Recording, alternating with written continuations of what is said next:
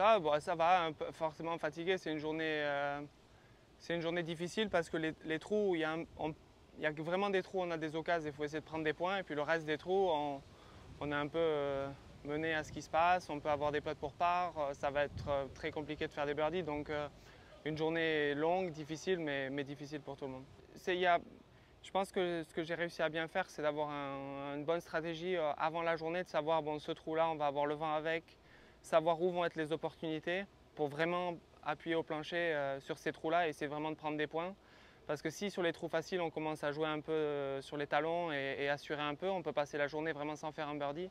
Et je savais que voilà, 1, 2, 4, c'était des trous où il fallait prendre des opportunités parce que 5, 6, 7, ça allait, 8, 9, c'était voilà, on fait 5 parts, on était content. Donc j'ai trouvé que ça m'a pas mal aidé de démarrer la journée avec certains trous. Après, bon, il reste des trous difficiles, on peut faire 2 très bons coups. Lucas l'a fait aujourd'hui au 5, je crois. Il fait bon drive, bon coup de fer, rentre le putt. Bon, on peut toujours faire un birdie, mais on part quand même dans un mindset où le trou va être plutôt difficile.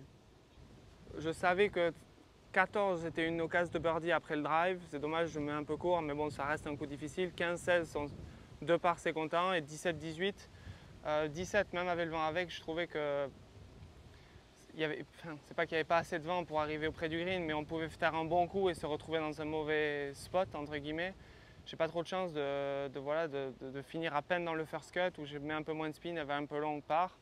Et le 18, pareil, je fais pas un mauvais drive, elle est juste dans le deuxième cut, c'est pas un bon lie. Dans l'ensemble de la journée du rough, j'ai toujours été court. Et là, bon, ça reste un trou avec l'eau, je vais forcément essayer de taper moins de clubs à cause du vent. Je préférais les up, on s'est peut-être mis un petit peu trop près pour derrière à pouvoir arrêter la balle sur le drapeau à l'entrée. Donc ça, oui et non, je savais que 17-18 c'était 2 occasions et j'ai pas réussi à les saisir, mais on va voir comment les derniers joueurs finissent. Non, c'est jamais agréable parce que ça se joue tout le temps à un mec dans un sens, un mec dans l'autre. Au-delà de ça, je reste quand même satisfait du jeu. Il y a eu vraiment du très bon encore aujourd'hui, mieux qu'hier, alors qu'hier il n'y avait pas de vent. Donc j'ai été content des petits ajustements que j'ai réussi à faire entre hier et aujourd'hui pour mieux jouer.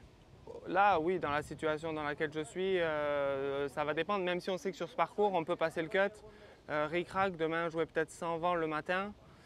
Même si je pense qu'il y a je crois j'avais vu du vent même le matin, il y a du vent, donc ça devrait quand même rester assez espacé. Les leaders devraient quand même garder l'avant. Mais on ne sait jamais, on sait jamais ce qui se passe. Je pense que c'est trop tôt dans la saison pour le voir blanc ou noir. Plus à essayer de rentrer des rounds, de bien jouer, surtout de sentir que le jeu progresse, ça reste la chose la plus importante en janvier-février.